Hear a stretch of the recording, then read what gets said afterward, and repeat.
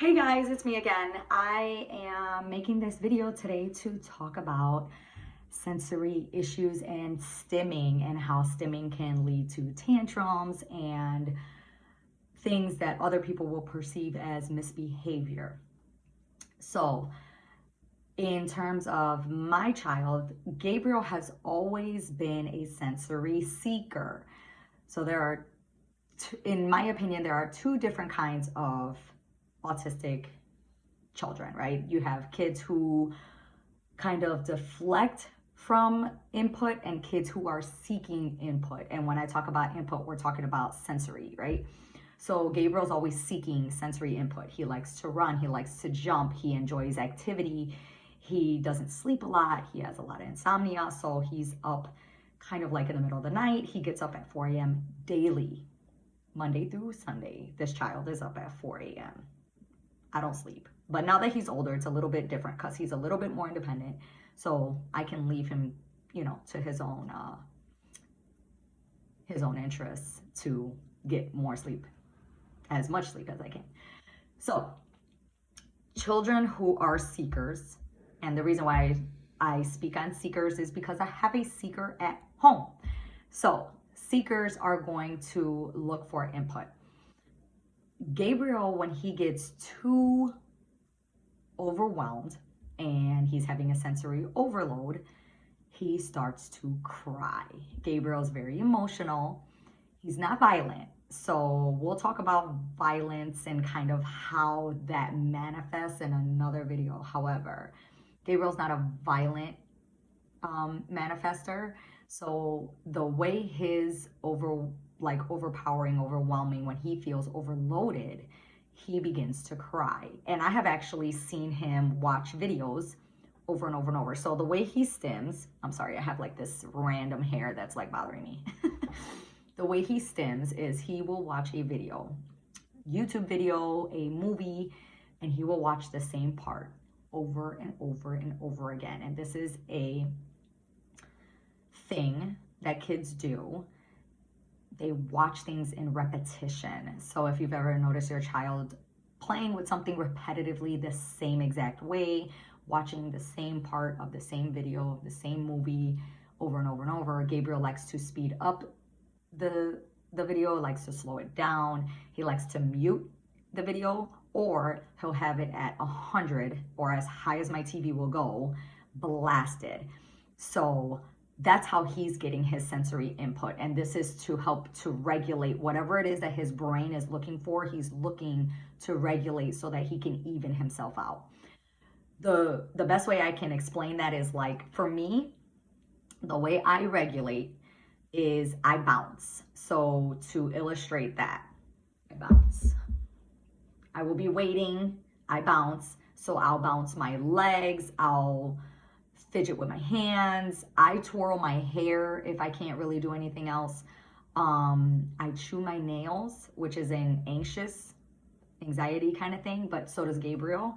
So it's kind of part of the disorder, but that's how I regulate. So that helps me to regulate my overload or my underload, right? Because I'm not getting enough sensory input. So for Gabriel, he does what I had previously mentioned. Now, the way I deal with sometimes his overload when it comes pouring out is I have to subtract. So with that being said, what I normally do is I will subtract the stimulation. So if it's a video, I will take away the tablet. If it is the TV, I will obviously shut it off. If it is one of his brothers or sister, I have to remove that child and give them something else to do that is not overstimulating him. Now, I know that to that child, it is not fair for them to have to give up whatever it is that they're doing, that they want to do because of him. However, because Gabriel is incapable of self-regulation and we all have to participate. So anybody who is in my house has to understand that this house kind of revolves, unfortunately for other people, revolves around him. because what happens is that his overstimulation and his sensory overload is going to come pouring out, and he's going to take it out on everybody else. So Gabriel, like I mentioned before, he's not violent. However, he does have his moments. So if he feels like he just can't anymore, he will hit if somebody is the overstimulation. So in reference to how to remove and subtract those stimulations, if it's a person, he will try to make them go away. So whether it's hitting them or yelling at them or whatever the case may be, so he's trying to get rid of that stimulation, right? So subtraction, take away the stimulation, but don't ever subtract without evening it out. So what I will do with Gabe is I will subtract the overstimulating object or TV show or whatever the case is, and give him an alternate activity, something quiet, something less stimulating. So for example, a puzzle, coloring. He likes to play with water, so I'll tell him to take a shower to kind of, give him some input, but some calming input. I have plenty of times in the morning when I feel like he's overstimulating. On Netflix, there's a lot of cool animal shows, and I will mute them and kind of just let the animals like run around. It's quiet, but it's still giving him input without overloading. YouTube, I've looked up water scenes or rain, snow, beach, where the waves are hitting the sand and the beach. And so that's kind of calming in and of itself, even for me. I sit there for 20 minutes just watching these images come around. And so it's very soothing to anybody. So it helps to bring everything from like 100 down so that everybody can get a break, right?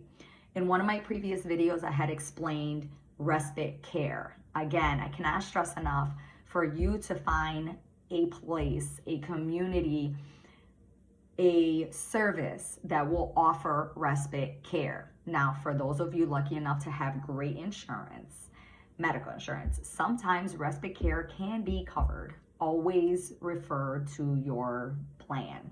Always call them, ask, find out, see what you can get, because it is imperative for your mental health, for parents, guardians, and also that child may need a break from you. You might be that trigger. So find respite care if you can. If you are lucky enough to have family, friends, relatives that are willing and able to participate in this child's care, then reach out to those people and ask for help. Do not be afraid to ask for help. Plenty of times I will call my parents and say, hey, do you guys, have anything going on? Can you please take them for a day? And my parents, luckily for me, will take all 4 of my kids and my niece, so they'll have 5 kids running around the house, and make kind of a play date out of it. So if you have people as resources, please use them, because I'm pretty sure they don't mind being used.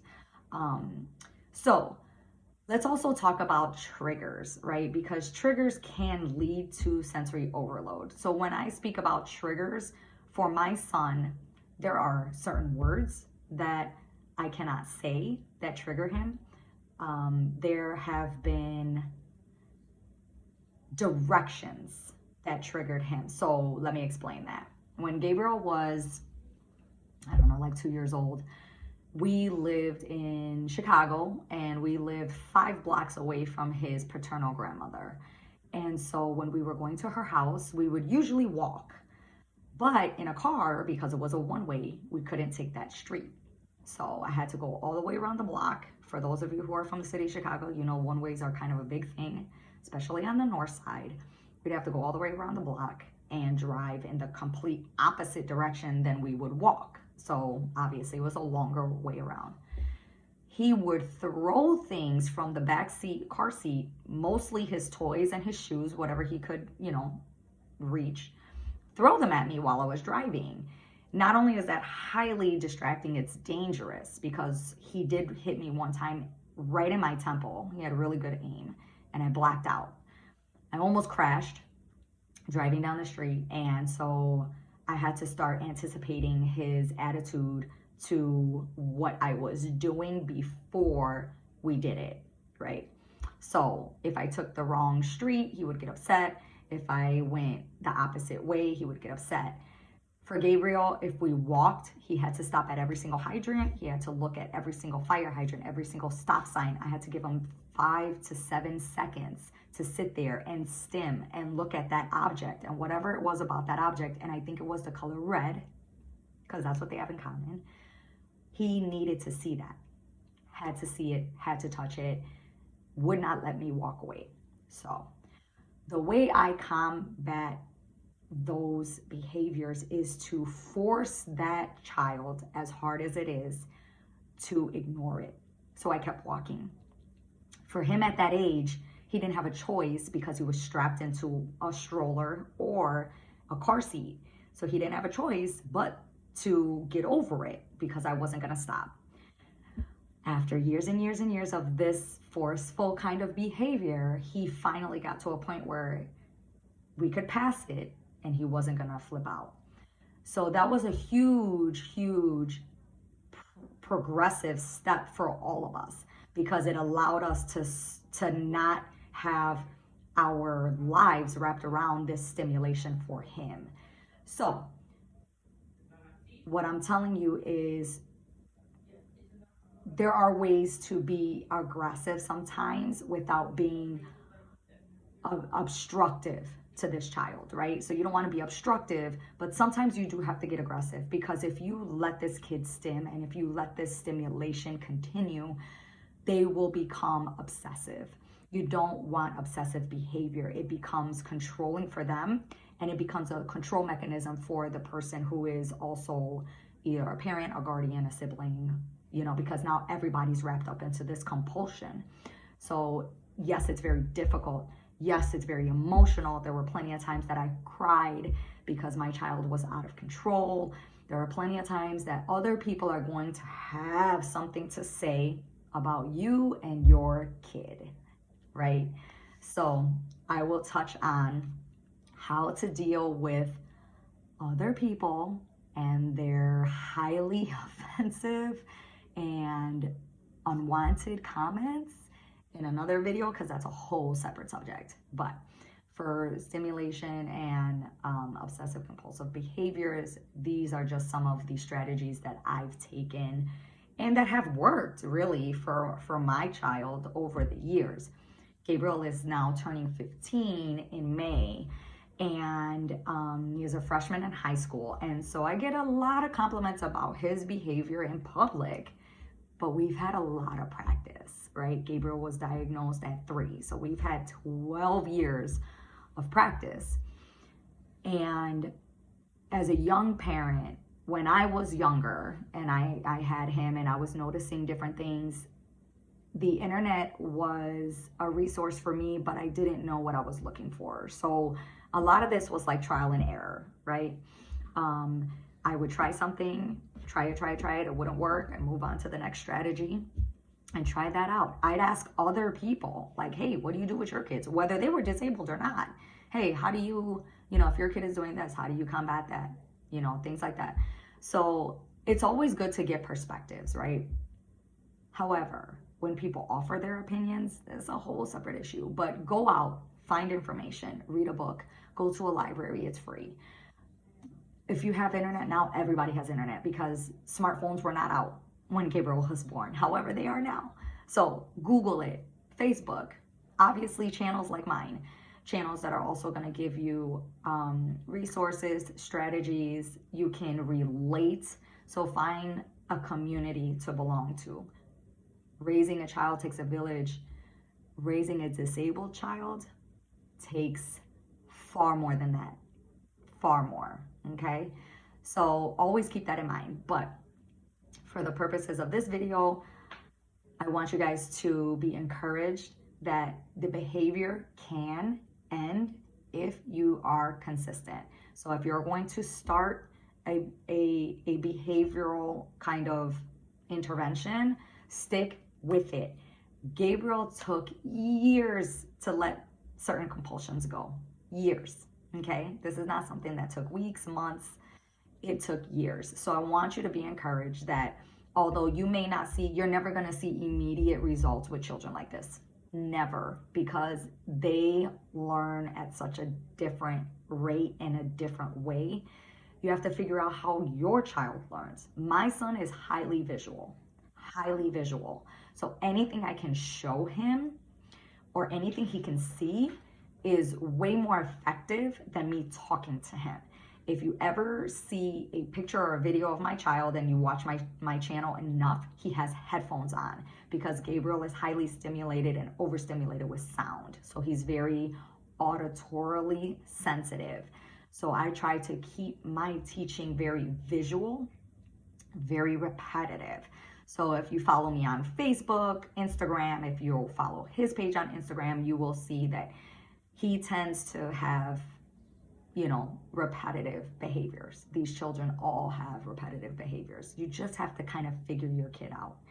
No two children with autism are the same. I have two at home, one with Asperger's, one with classic autism, and they are completely different.